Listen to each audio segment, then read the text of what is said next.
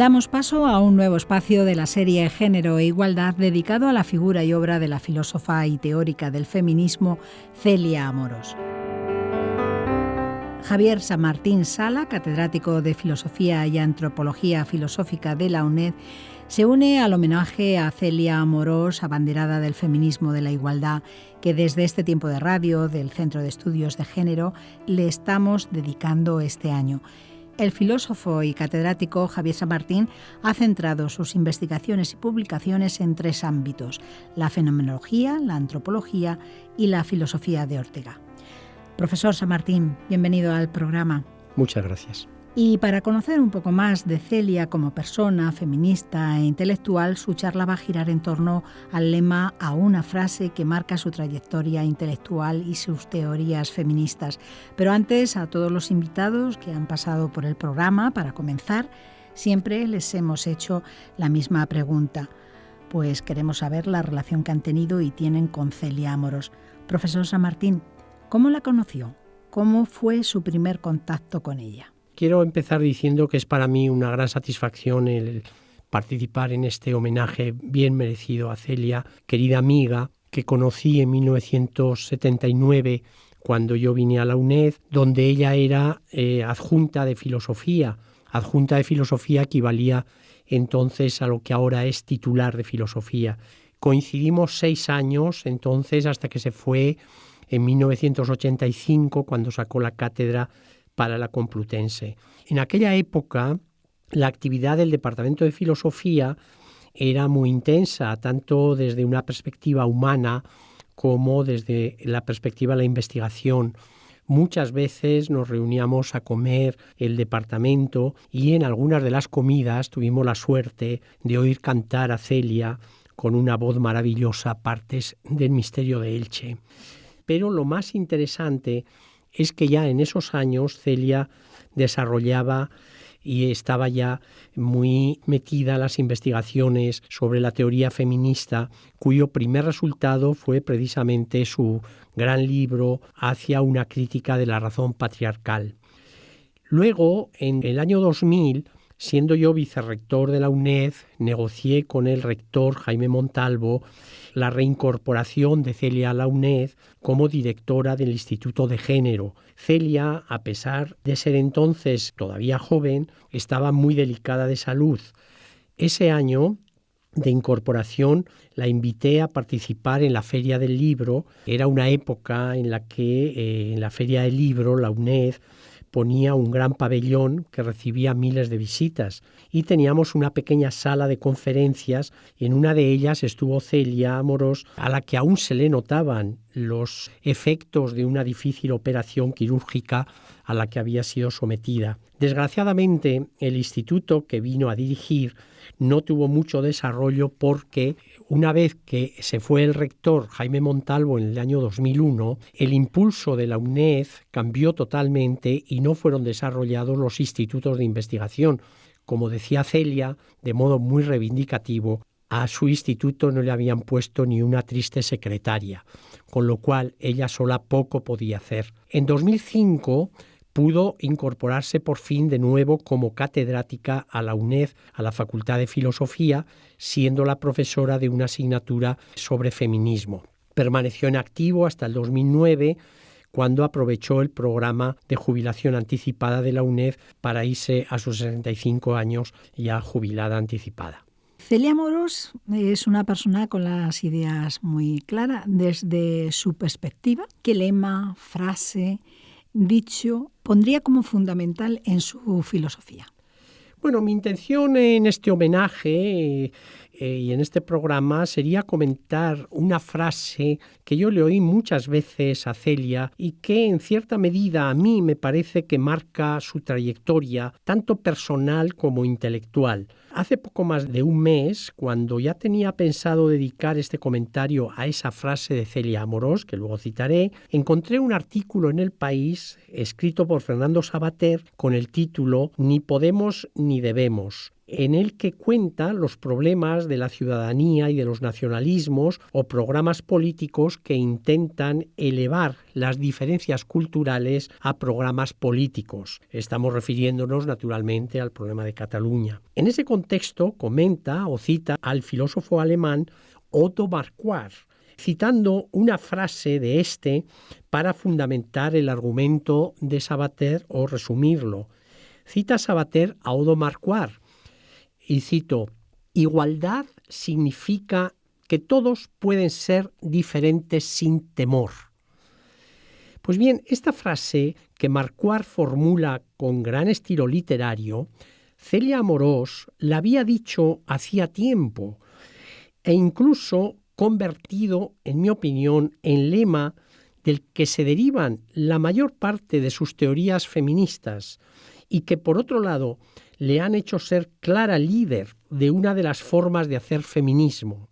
Muchas veces le oí decir a Celia, ante los diversos feminismos y discusiones sobre, por ejemplo, el velo islámico o exigencias multiculturalistas, proponer como lema básico, además inspirador de la Ilustración, como veremos más adelante.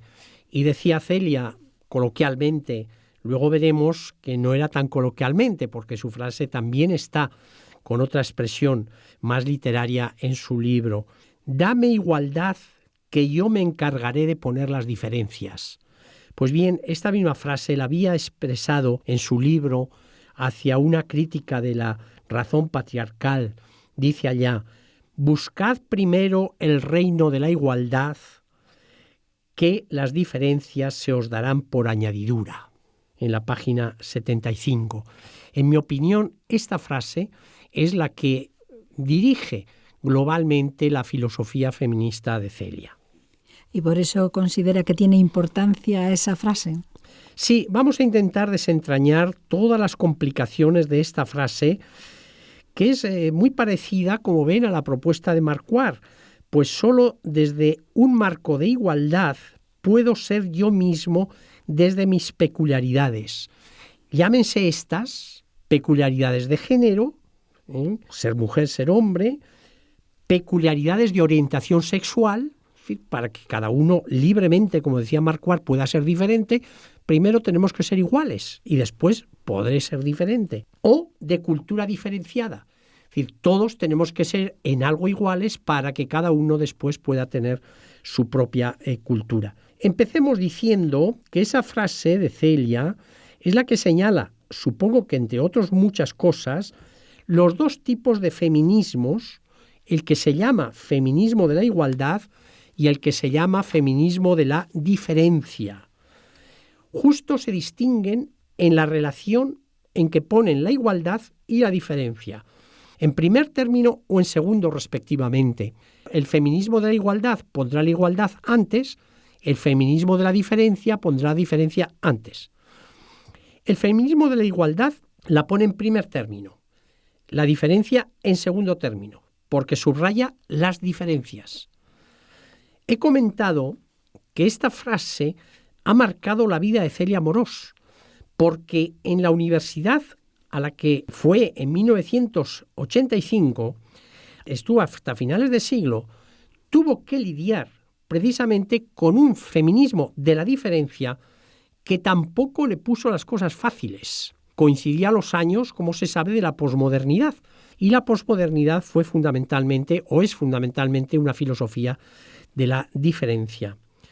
Por eso también tengo que decir que las tres grandes feministas o mujeres filósofas en España que se han preocupado del feminismo, las tres ya personas profesoras mayores, Victoria Camps, Amelia Valcárcel, que es compañera nuestra, y Celia Amorós, las tres se ascriben a un feminismo de la igualdad.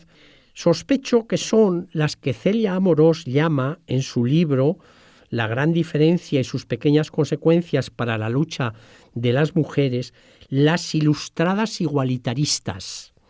Lo dice en la página 58. Seguro que hay muchas más, pero en todo caso ella las llama así, ilustradas igualitaristas, que cultivan el feminismo de la igualdad. En lo que sigue, intentaré aplicar el principio de la igualdad de modo sencillo a el caso del multiculturalismo, tal como aparece en el prólogo o introducción a su libro magnífico, por otro lado, Vetas de la Ilustración de 2009 y al capítulo primero, donde se desarrolla este tema y por fin a cómo aplica este principio de la igualdad a resolver la discusión tan enconada, por otra parte, sobre el velo islámico. Igualdad y diferencia. ¿Cómo se aplica eso al feminismo, profesor San Martín? Bueno, Celia Amorós se encontró con un problema teórico importante. Lo comentó en una conferencia en la semana que organizaron en la UNED sobre multiculturalidad e islam. Creo que fue en el 2006 y era a raíz de un proyecto de investigación sobre ilustración, globalización, multiculturalismo e islam. El feminismo recibió un gran impulso desde la teoría del relativismo cultural, porque, como parecía haber demostrado una antropóloga norteamericana, Margaret Mead, los roles sexuales que se desempeñan en la sociedad, tanto los hombres como las mujeres, son, excepto pues, el acto físico de la copulación, son construcciones sociales, de manera que las diferencias de comportamientos entre los hombres y las mujeres son relativas a las respectivas culturas. Esto es lo que muestra Margaret Mead, explicando cómo en 3 sociedades que ella comenta, pues los hombres y las mujeres actúan de modo distinto, incluso relativamente de modo invertido. Con eso, el feminismo tenía una base para reclamar o reivindicar en lo que Celia Amorós llama feminismo vindicativo, la igualdad entre hombres y mujeres, la igualdad de derechos, y con eso las mujeres se incorporaban masivamente a la emancipación de la Ilustración, porque hasta entonces, como veremos un poco más adelante, la Ilustración propone la igualdad, pero para los hombres, no para las mujeres, porque las mujeres estaban adscritas a el polo de cultura-naturaleza, en ese par cultura-naturaleza, a la naturaleza. Es decir, tendrían prescritas por naturaleza lo que la sociedad les ascribe sexualmente. Y justamente el relativismo cultural demostraba que eso no era así, que esos roles sexuales eran relativos culturalmente. El movimiento feminista, en gran medida, sí, es heredero de esa posición del relativismo cultural que se populariza o se universaliza fundamentalmente primero en Estados Unidos y de ahí irradia hacia los demás sitios de Europa a partir de los estudios de las discípulas de Boas, que es Margaret Mead.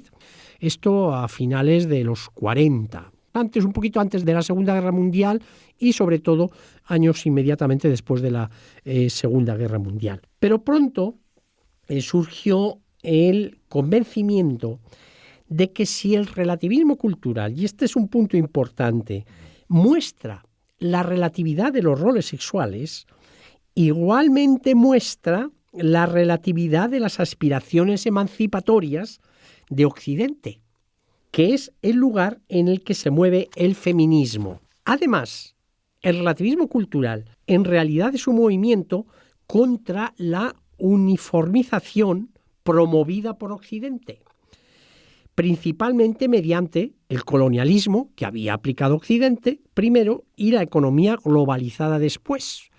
El relativismo cultural va directamente contra esa uniformización que estaba imponiendo Occidente.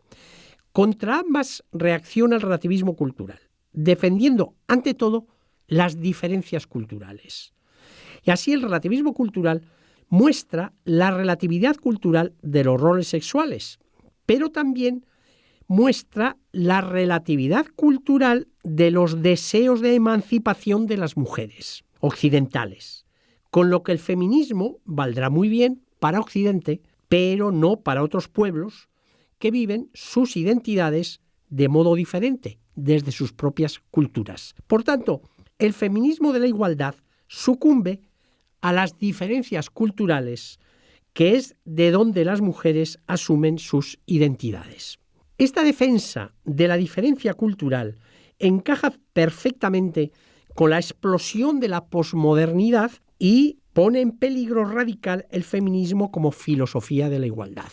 La explosión de la modernidad se da precisamente pues, justo cuando Celia se fue a la Complutense en 1985. Esa es una fecha clave de la explosión de la modernidad, que es una exaltación de la diferencia, que en realidad es una consecuencia fundamentalmente de la caída del colonialismo y en cierta medida también de la caída del muro de Berlín a los pocos años, que es cuando caen los grandes relatos y cada cual constituye su relato y por tanto su orientación en la vida, de manera que desaparecerían lo que diría Celia una normatividad universal. Por otro lado, está en total acuerdo esta posición de exaltación de la diferencia con una reivindicación que llega del mundo musulmán, donde tanto los hombres como las mujeres están, al menos públicamente, reivindicando su modo de vivir la feminidad, desde su perspectiva religiosa, en la que se prescribe su sometimiento al varón. Así, la forma de vestir en la que en algunas interpretaciones expresamente desaparece su individualidad en el terreno público, ocultándose. Las mujeres musulmanas reivindican el derecho que tienen como mujeres a defender su posición en la sociedad, su posición como sometidas al varón y de acuerdo a vestir de acuerdo a esa posición. Todas estas reivindicaciones se hacen basándose en el derecho a la diferencia. Este derecho a la diferencia, desde una diferencia cultural, se basa o constituye lo que se llama el multiculturalismo. Por tanto, al proclamar Celia Amorós el imperativo de la igualdad, en ese buscar el reino de la igualdad, está enfocando directamente contra el multiculturalismo. De hecho, la primera parte de su libro Vetas de Ilustración es contra el multiculturalismo. Se titula Adversus Culturalismo, que debe ser claramente distinguido de la multiculturalidad. La multiculturalidad es el hecho sociológico de la coexistencia, y cito a Celia, de diversas culturas en el mismo ámbito. Es lo que ocurre, por ejemplo, en una ciudad colonial o en España, en Madrid, por ejemplo, en el barrio Lavapiés, coexisten personas procedentes de varias culturas.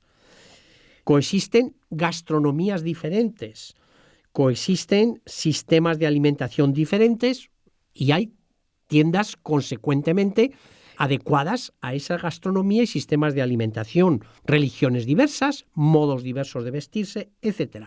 Eso es la multiculturalidad real. Con la globalización, esta multiculturalidad es lo más frecuente. Otro tipo de multiculturalidad es, por ejemplo, la que se da en Cataluña, en el País Vasco, en Navarra, donde coexisten, sobre todo desde la industrialización que se da a finales del siglo XIX y se intensifica a lo largo del siglo XX, se dan personas que vienen o proceden de sitios distintos, de zonas en las que se habla castellano, con lo cual se juntan personas que hablan castellano, vasco, catalán, etc.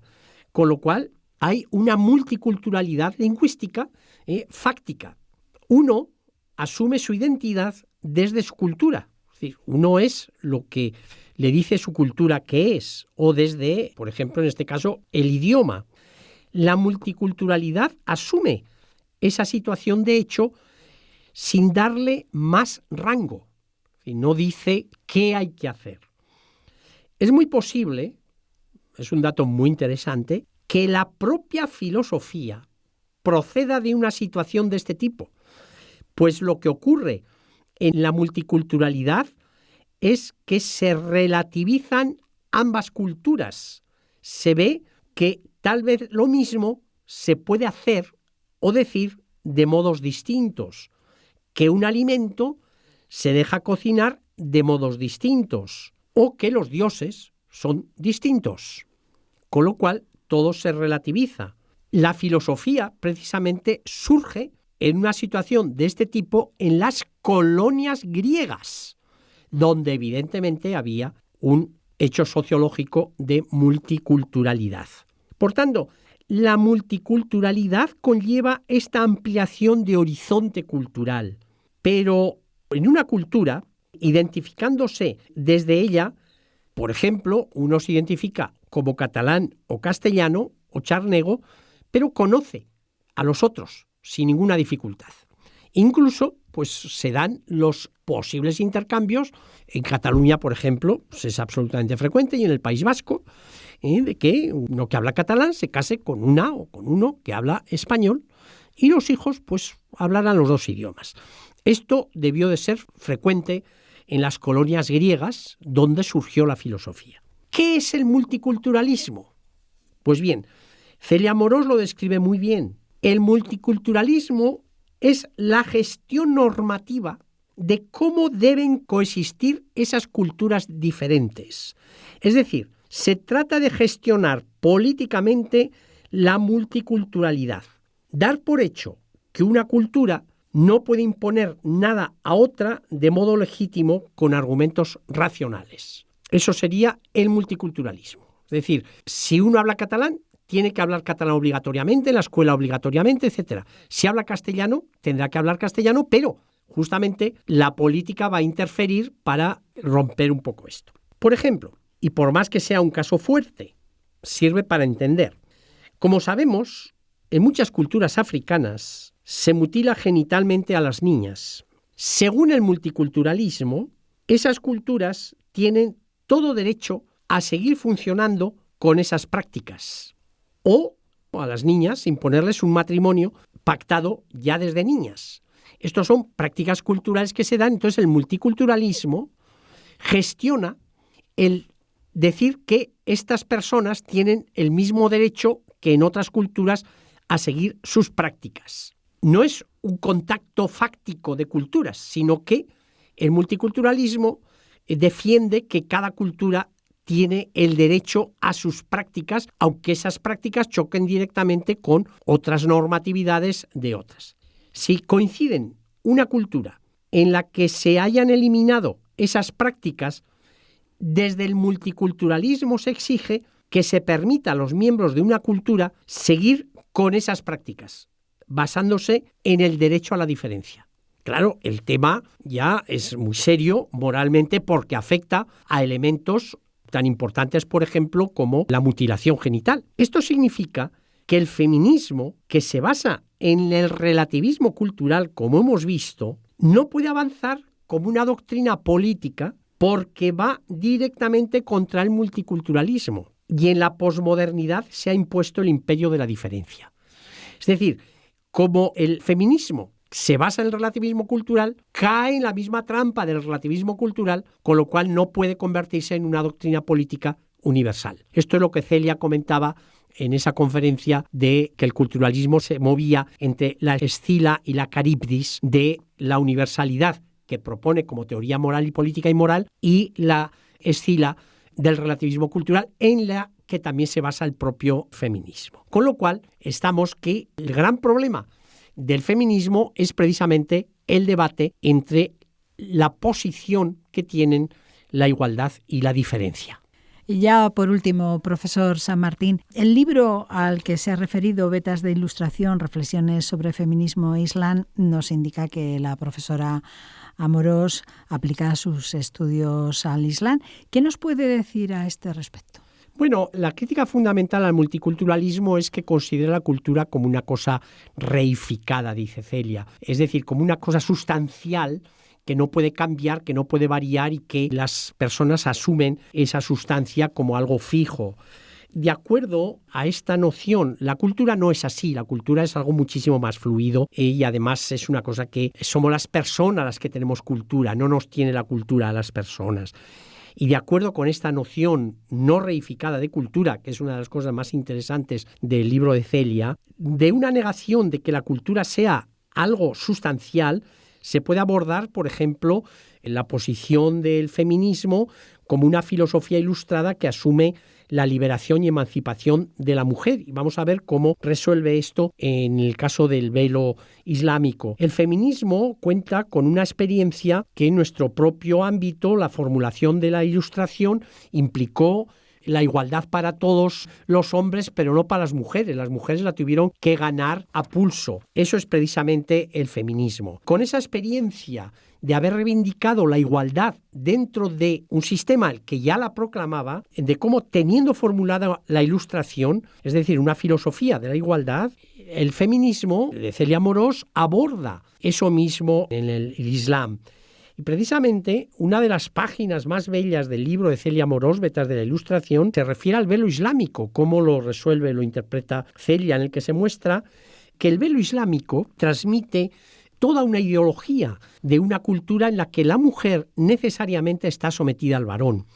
Celia Amorós analiza con precisión todas las posibles motivaciones para usar el velo, más allá de la explícita de la tradición musulmana de sometimiento al varón, llegando a la conclusión, después de un largo y fino análisis de cómo funcionan los elementos de un lenguaje, los límites de la libertad de dar significado. Esto que dicen, llevan el velo porque quieren. Entonces dice, sí, llevan porque quieren, pero vamos a ver por qué quieren. Y entonces Celia analiza, el velo es un símbolo de una sociedad en la que la mujer no se puede mostrar en público como en casa. Por tanto, entra en un sistema de oposiciones. Casa, calle, marido, otros hombres, castidad, prostitución, musulmana, no musulmana. Este sería la resignificación más inocua, el separarse las musulmanas de las no musulmanas. Pero al ascribirse como mujer musulmana, está asumiendo precisamente la posición que, por ejemplo, obliga a las mujeres en Arabia Saudí o en Irán a llevar obligatoriamente el velo o el chador o el burka. Afganistán, el uso del velo, dice Celia, no es inocente. Y solo cuando no tenga ninguna referencia moral a la sumisión o a la imposición, porque es una sumisión impuesta por los demás, solamente entonces, cuando haya perdido toda connotación ética, se podría usar estéticamente. Esto es una teoría que se la he oído yo también muchas veces a Celia Valcárcel. Los símbolos estéticos solamente funcionan estéticamente cuando han perdido la significación ética, pero el velo todavía tiene una profunda significación ética. Y por eso este apartado lo termina Celia comentando con una frase de Fadela Amara. Dice, el velo representa el símbolo político contra el que hay que luchar cueste lo que cueste. Fadela Amara es una marroquí que escribió un libro, No somos ni sumisas ni putas, porque lo contrario es la posición a la que el Islam prevé que tienen que estar las mujeres en casa, o sois o sumisas o prostitutas. Y el feminismo de la igualdad precisamente reivindica primero igualdad y después cada una que ponga la diferencia que quiera. Dame igualdad, que ya me encargo yo de poner la diferencia. Este es el lema, la frase de Celia Amorós, que ha marcado su trayectoria tanto personal como intelectual, como nos ha comentado y analizado el profesor Javier San Martín, catedrático de Filosofía en la UNED, a quien agradecemos que nos haya acompañado en este espacio de Género e Igualdad. Gracias. Muchas gracias.